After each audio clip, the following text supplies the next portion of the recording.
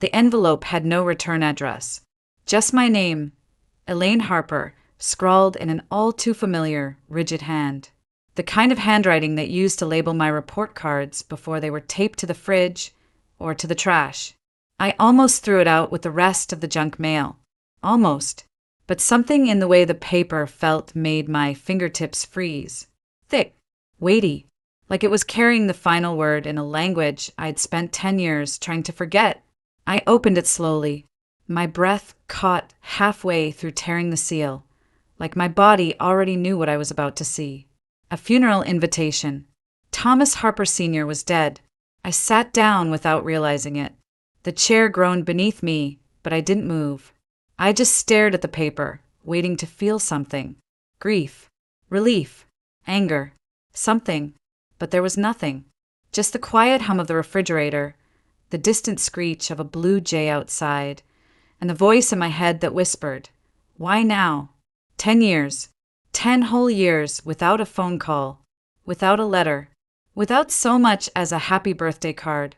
10 years since I stood on that man's porch, clutching my baby to my chest and begging for a place to stay. And he shut the door. "You made your bed," he said, cold as the December wind that night. "Now lie in it." That was the last thing I ever heard from my father. Until now. Mom. I turned. Mason stood in the hallway, his sketchbook still tucked under one arm, a smudge of graphite across his cheek. "You okay?" I tried to answer, but the lump in my throat pushed the words down. So I just handed him the paper. He read it slowly, then looked up at me. "Are you going?" I didn't reply. I couldn't. The weight of 10 silent years was heavier than any coffin. Then Mason stepped closer, his voice softer this time. Maybe he left more than just a will. "Mom." I stared at my son, the boy I had built my whole new life around. The one I kept safe, kept warm, kept loved when no one else would. And for the first time in years, something inside me moved. Not forgiveness, not hope, but curiosity. If there was anything left to be said, anything left for me to hear, I needed to hear it.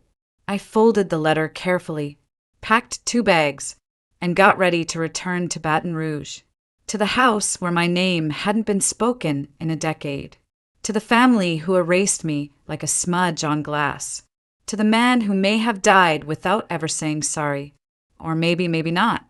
It had been 10 years since I last saw the Harper family, 10 years since I left Baton Rouge behind with a busted lip and a baby strapped into the back seat of my rusted Honda. That night is burned into me, the gravel of my father's driveway crunching beneath my boots, the porch light flickering like it couldn't decide whether to welcome me or expose me, my fingers trembling as I knocked on the same door I'd once run through with skinned knees and spelling tests. But this time, I wasn't a little girl needing comfort. I was a grown woman with a split mouth, a black eye, and a child on my hip. And still, I knocked. When the door creaked open and I saw my father's face, stone carved into flesh, I felt my last thread of hope snap in two. "Elaine," he said flatly. No surprise, no concern, just my name, cold and hollow. "I just need a place to stay, just for a night." "Please," I whispered. Mason whimpered against my chest. My father didn't ask what happened. He didn't ask about the bruises or the suitcase full of baby clothes sitting behind me on the porch. He just stared. Then he said the words that would echo through my ribs for years. "You made your bed. Now lie in it." And he closed the door. I didn't cry that night. Not then. I drove with one hand on the wheel and the other gripping Mason's car seat like it was the only thing anchoring me to this earth. We crossed the state line into Alabama just before sunrise, and I promised my son I would never let anyone treat us like we were disposable again. We started over in Mobile, in a tiny apartment above a laundromat. I took a job shelving books at the public library during the day and worked the front desk at a motel on weekends. It was quiet, unremarkable, but it was ours. Mason grew. He started drawing, birds mostly, cardinals, blue jays, red-tailed hawks. He said they made him feel less stuck. I understood that better than I ever admitted. I never spoke to my family again. Not Vanessa, with her designer shoes and venom-laced smile. Not Trevor, who always sided with Dad, even when silence hurt louder than words. And certainly not the man who brought me into this world and cast me out like a stain on his reputation. But despite everything, I sent money. Every month, through Mr. Walter Green, the retired electrician who lived next door to my father. Just enough to cover utilities, groceries. I didn't ask for thanks. I didn't even sign the envelopes. But I couldn't let the man freeze or starve, even if he'd let me do both. I told no one, not even Mason, because some debts aren't about morality. They're about decency. And even if he'd stopped being my father, I hadn't stopped being his daughter. The chapel looked smaller than I remembered. Or maybe I had just grown, taller, stronger, more wary. Wooden beams stretched overhead, worn from time and memory. Stained glass filtered dull Louisiana light across the pews, casting colors that felt more like bruises than blessings. I stepped through the double doors with Mason beside me, his hand tucked tightly into mine. It was the only thing in a room that felt real. Heads turned the moment we crossed the threshold, like someone had opened a door to a forgotten closet, and the dust had started to move again. Whispers rose in the corners. They didn't even try to hide them. She showed up. I thought she was gone for good. Must have heard there's money. I didn't blink. I didn't flinch. I just kept walking, slow, steady, spine like steel, even as every step felt like I was being dragged backward in time. And then I saw them, Vanessa and Trevor, standing near the front like they belonged to a more polished breed of grief. Vanessa in a tailored black dress, pearls that caught the light with every flick of her wrist. Her makeup was flawless, grief painted on with care. Not enough to smear, just enough to be noticed. Trevor looked the same as ever, cold, controlled, his tie knotted too tightly, as if sorrow could be strangled into silence. Vanessa's eyes met mine. For a moment, something flickered, shock maybe, or disappointment that I didn't stay buried. Then her lips curved, slow, sharp. Well, well, she said, just loud enough for the nearest pews to hear. Look who crawled out of Mobile. Trevor let out a low chuckle, but his eyes stayed hard. Guess the prodigal daughter thinks there's an inheritance left. I said nothing. I didn't come here to answer their questions or defend myself to people who never listen the first time. I didn't come for drama. I didn't come for closure. I came because my son looked me in the eyes and said, maybe he left something for you. So I kept walking past their perfectly curated mourning, their performative sorrow, and slid into the last pew, far in the back, where no one would have to see me if they didn't want it. Mason followed without a word.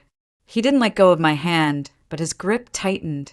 I could feel it, the tension in his little fingers, the silence he understood too well for a boy his age. I leaned down, slightly whispered, "It's okay, baby. We're just here to sit." But it wasn't okay. Not really. Because the moment I sat down, I realized something chilling. Not one person had looked at me with recognition. Not as a sister. Not as a daughter. Not even as a human being. To them, I was already erased. The preacher cleared his throat at the front of the chapel. His voice echoed, slightly, bouncing off the wooden beams like it was trying to sound solemn, but landing hollow. Mason sat close to me, his shoulder brushing mine. His fingers hadn't loosened. I didn't look around. I didn't want to see the faces of people who used to watch me open Christmas gifts or blow out birthday candles, now staring like I was the stain on a photograph they'd been meaning to crop. The service began with prayer.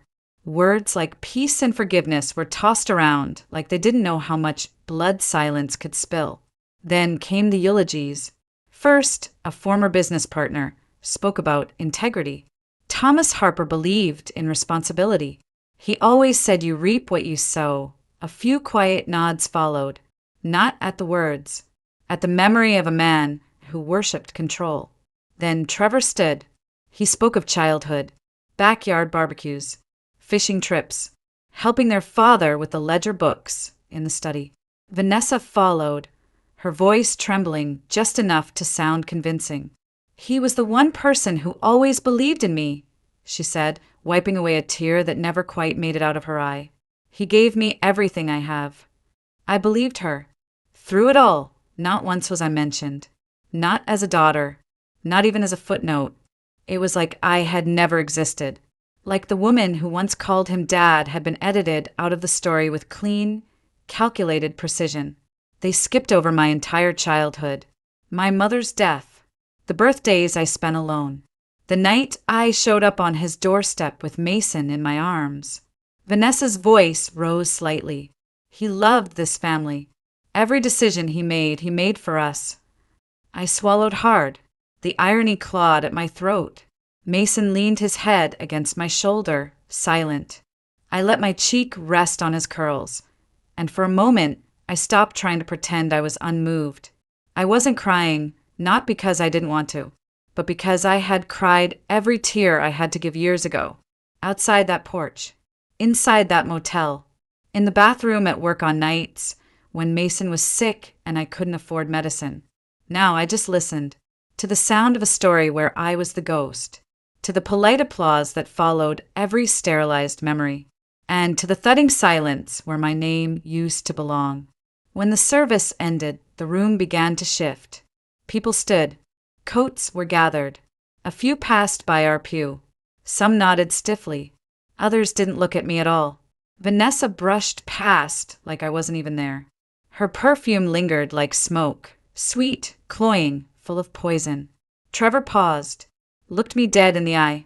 His voice low clipped. "Didn't think you had the guts to show up." I met his gaze steady. "Neither did I replied. He smirked. "Cold. Empty. Don't get comfortable. This isn't your story anymore." And then he walked off, as if the last 10 years were nothing more than a mild inconvenience.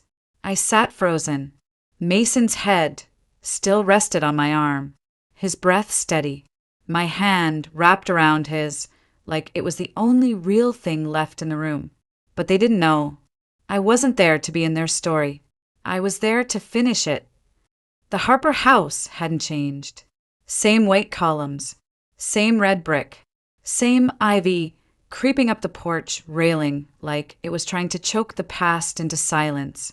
But stepping through the front door after 10 years felt like walking into a freezer. Everything looked polished, curated, as if grief had been staged like furniture for sale. Voices drifted from the parlor, low and lacquered with false sympathy. Laughter, even. Not the kind that heals, the kind that pretends nothing had ever been broken. Mason held my hand tighter. Inside, I recognized most of the faces. Old neighbors, distant cousins, men my father once played poker with. Not one of them looked directly at me. Conversations dipped to whispers when I entered the room. Eyes slid away. Some stared with thin smiles that didn't reach their eyes. And then I saw Vanessa. She stood near the fireplace, swirling a glass of white wine in a way that made it look like a trophy. Her dress still perfect, not a wrinkle out of place. Mourning as performance art. Next to her, Trevor leaned against the mantel, one hand tucked in his pocket, the other holding a glass of red. Casual, relaxed, like this wasn't a funeral but a victory party. When their eyes met mine, Trevor smirked. "Well, this won't take long," he muttered to no one in particular, but loud enough for everyone to hear. "She got cut out years ago." A few people chuckled, awkward, uneasy. Others turned away quickly, pretending to admire the molding on the ceiling or the floor beneath their shoes. I didn't flinch.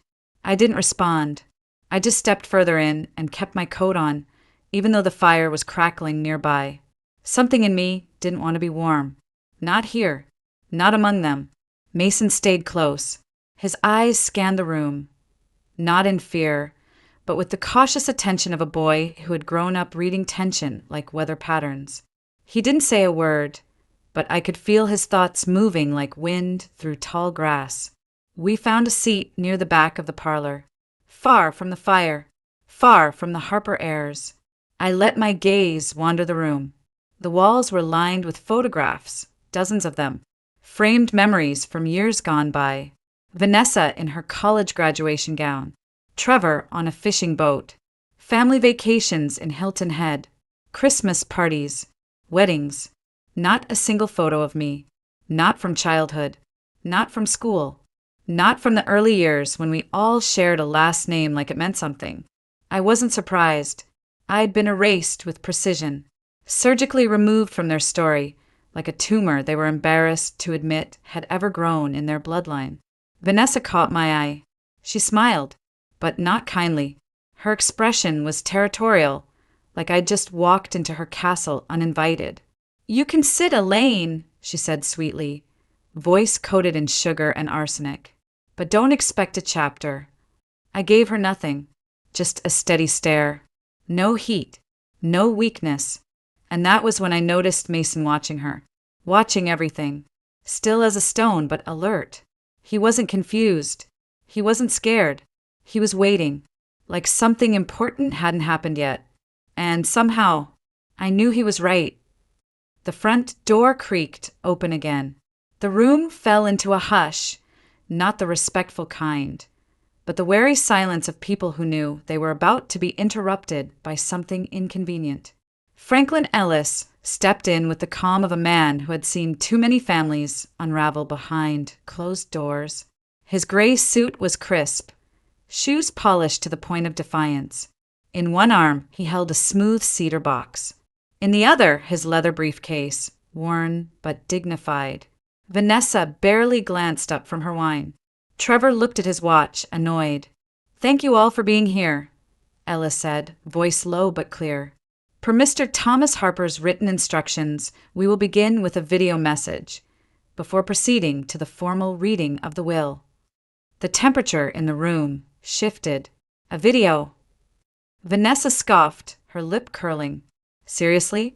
What is this, reality TV?" Trevor leaned closer to her. "Let's just get through this. I've got a flight in 3 hours. But Franklin didn't flinch. He stepped past them, walked to the center of the parlor, and gently placed the cedar box on the coffee table. Then he set the briefcase beside it and began to undo the latches. "It was your father's express wish," he said, glancing up at no one in particular, "that this message be seen by all immediate family before any legal documents are addressed." Vanessa rolled her eyes. Of course it was. Trevor muttered something that sounded like waste of time, but a few of the cousins leaned forward. Curiosity, even among people trained to be indifferent, has a way of bending spines. I didn't move, but Mason did. He sat up straighter, his hand still resting on mine. I looked down at him. His face was lit by something, quiet but unmistakable. Hope. Not the reckless kind. The kind that waits in silence. That survives without proof. That still believes a father might speak the words he never said in life, now that he had nothing left to lose. Franklin opened the cedar box. Inside was a small monitor. He lifted it carefully and placed it on the table, connecting a drive to the side. The screen flickered. Once, then again, before humming to life. The room dimmed around it. And then, there he was, Thomas Harper Sr. older, thinner, shoulders that used to square like steel now slumped under invisible weight. His hair was more silver than gray, eyes shadowed with time and something deeper, regret maybe. He sat at his old desk, the same one that used to be off-limits to us as kids. Behind him, the oil painting of the Mississippi marsh still hung, unchanged, like a witness to everything that went unspoken. He looked straight into the camera. "If Elaine is watching this," he began, voice low, gravel thick with age, "then I suppose I waited too long." The room stopped breathing. "I owe you the apology I never gave." Vanessa shifted. Trevor sat forward slightly. A wine glass clinked against porcelain, but no one spoke, not even me. I just listened, because for the first time in a decade he was finally speaking to me. "If Elaine is watching this," my father said again, slower this time. Then I suppose I waited too long. He shifted slightly in his chair, fingers twitching in his lap, a nervous tick I had never seen before. I was wrong, he said. I judged you for leaving a marriage I didn't understand. I thought you were weak. I thought you were reckless. I let myself believe what was easiest because I didn't want to ask the questions that would force me to see the truth. My breath hitched. Across the room, someone exhaled too loudly. A chair creaked. I told myself I was teaching you responsibility, that I was setting boundaries, that I was being strong. He looked down, swallowed, then looked back at the camera. But the truth is, Elaine, I was punishing you. The room had gone still, the kind of still that makes your heartbeat sound like thunder. I punished you for leaving, for walking away from pain, for choosing yourself when I had never taught you how. I couldn't move. Mason's small hand slid into mine again. He didn't squeeze. He didn't look up, but I felt his breath catch, felt the weight of everything that was never supposed to be said, finally being said by a man who once locked me out in the cold. When you came to my door that night, he paused, shaking his head, bruised, shaking, with your son in your arms. I should have opened the door. I should have said, "Come inside, you're safe now." But instead, I closed it. I let pride speak louder than love. Tears blurred the screen. I blinked hard, but it didn't matter. They came anyway. Hot, fast, not loud, just real. I told myself you didn't need me, that you were making your bed. But I was wrong. You were building something better. His voice softened, cracked at the edges.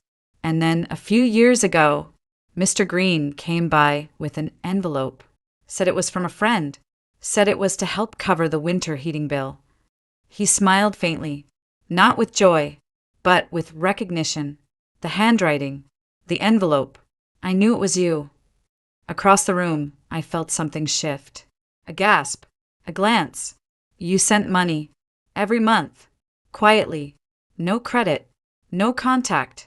You took care of me, even when I gave you nothing in return. Even when I pretended you didn't exist, you never stopped being my daughter. He looked directly into the camera then, and for the first time, it didn't feel like a recording. It felt like he was there. "I'm sorry, Elaine." He took a long, shaky breath. "I watched you from a distance. Mr. Green would tell me things about the library, about Mason. He said he was a bright one. Said he looked at the world like you do, patient, quiet, observant. I closed my eyes. For just a second, let myself feel it. I don't deserve your forgiveness, he said. But if I can leave you anything, let it be this." He leaned forward. "I was wrong. You were right. You did what I couldn't do. You protected your child. You walked away from violence. And you built something better." Silence rang louder than his voice now. "I don't want to be remembered as the man who turned his back on his daughter." He looked down. "So, I've changed the will."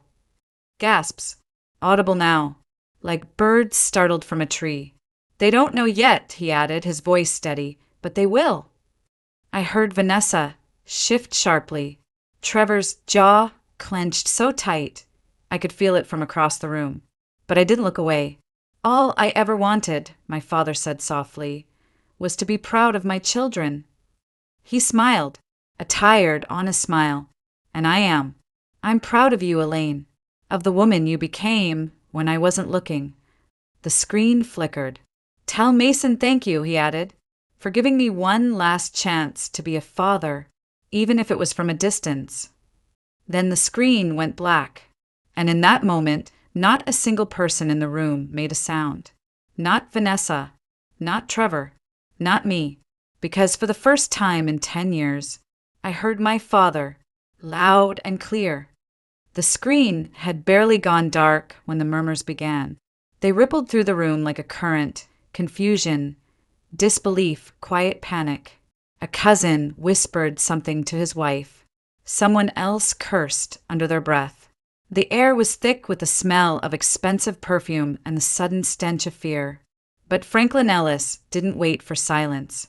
He adjusted his glasses with the calm of a man who had done this 100 times, then opened the leather folder on his lap. The video, he said, was intended to provide personal context. What follows now is the legally binding revised last will and testament of Thomas Harper Sr., certified and filed with the East Baton Rouge Clerk of Court. Vanessa let out a sharp breath through her nose, a sound more insulted than wounded. Trevor folded his arms and leaned back, smug again. That video doesn't change anything, he muttered. We all know what's coming. But Franklin's voice remained steady. To my daughter, Elaine Harper, he began.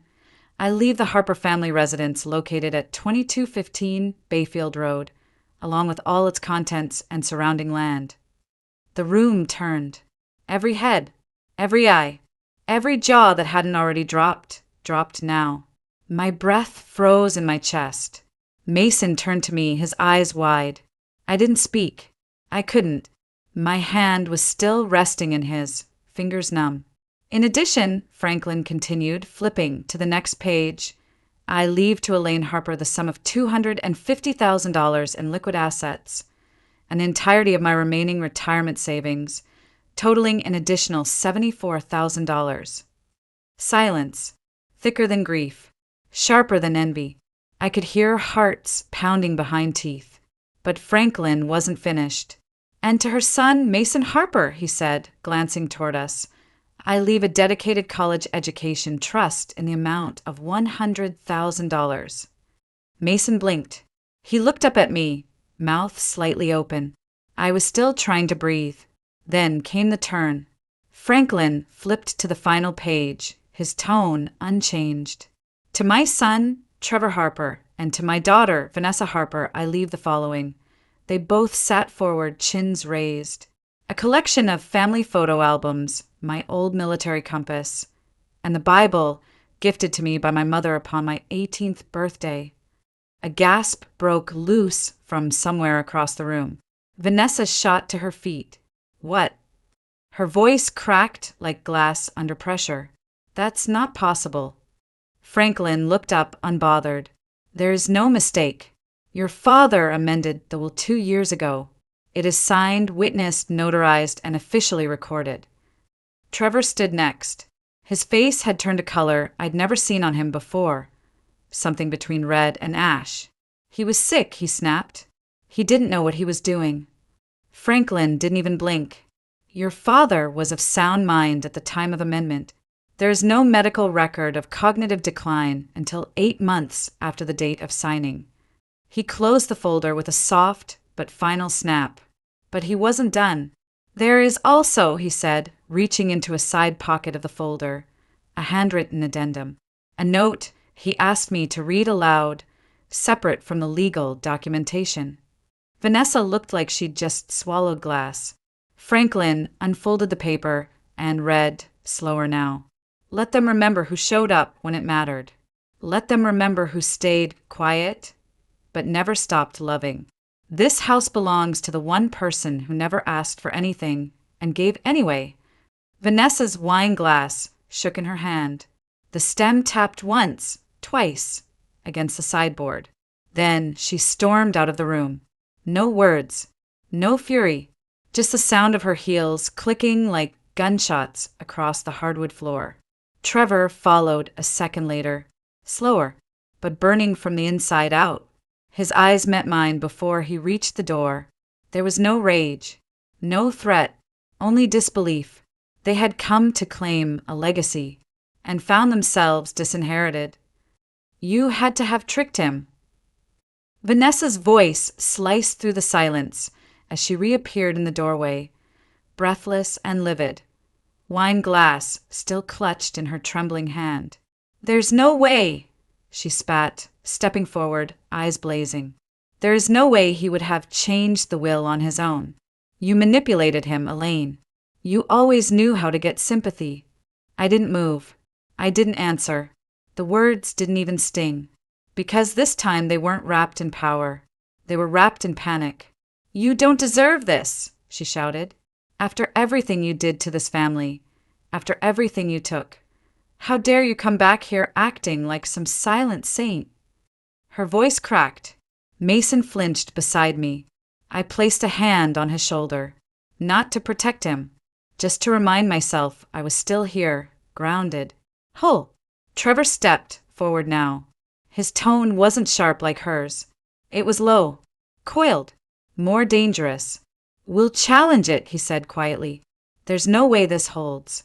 He was confused. He was sick. The courts will see that. Franklin Ellis didn't even sigh. He just pulled out another document from the folder, held it up calmly, and said, Your father's will was amended 26 months before his passing. At the time, he passed a formal psychological evaluation by a licensed physician. The file is signed, notarized, and on record with the court. Trevor's mouth opened, then closed. There was no angle left to strike from. Franklin's voice lowered a notch. Not cruel, just final. There is no legal ground for contesting this will. Silence again. But it wasn't the silence of confusion this time. It was the silence of collapse.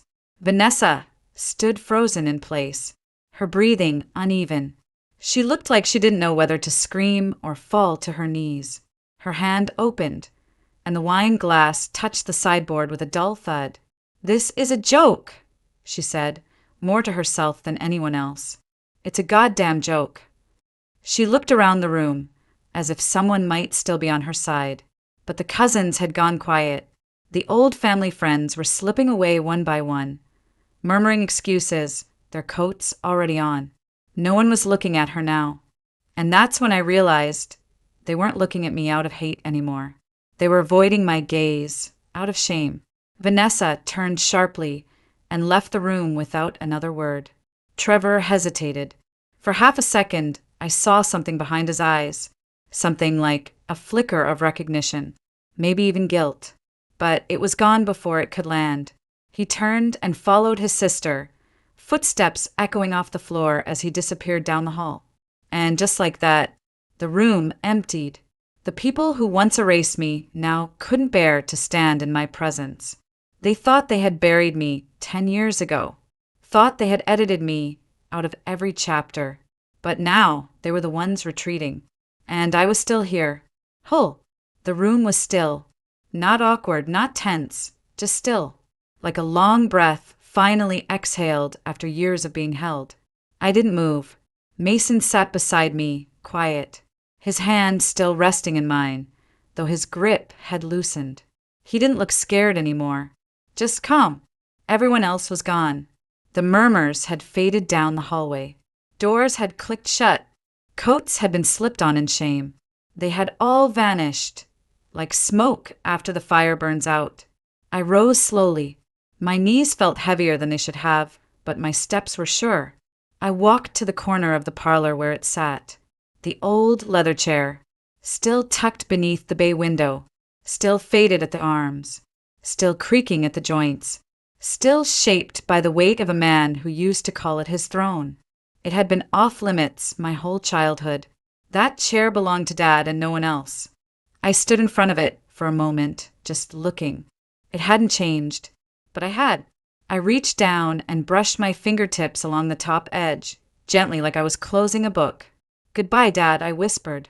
And then, softer still, I forgive you. The words didn't choke in my throat. They didn't twist or sting or make my heart clench. They just landed, soft, final, like they had been waiting to be spoken. Not for his sake, but for mine. Behind me, I heard Mason shift, but he didn't speak. He didn't need to. The fireplace crackled quietly. Its glow spilled out over the floor, over the worn chair, over the room that once held everything that broke me, and now held nothing but light. I turned to look around one last time. The photos on the walls, the scuffs on the baseboards, the cracks in the molding. For the first time in years, it didn't feel like a place that had cast me out. It felt like a home that had finally let me in. Some ghosts don't haunt. They just wait for the right words. And now I had finally said mine. Weeks passed.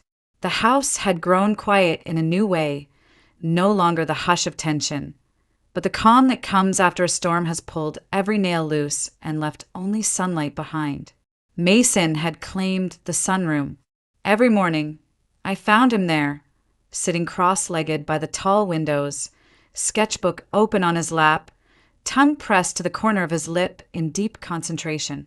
He drew birds mostly just like always, but they looked freer now, the wings wider, the sky bigger. Sometimes his laughter would ring down the hall, light, bright, filling spaces that used to ache. One morning, as I poured coffee into the same chipped mug that used to belong to my father, I heard the mail slot rattle. I stepped to the door and found a single white envelope on the floor. No return address, but the handwriting. I knew it instantly. Walter Green. I carried it to the kitchen table with both hands, sat down, took a breath, then opened it. Inside was a single note, handwritten. Rachel, the day your father figured out it was you sending the money, I'd never seen him look so small. He stood on the porch for 10 minutes after I told him. Didn't say a word, just stared at the mailbox like it owed him an explanation. He carried that truth with him every single day after that.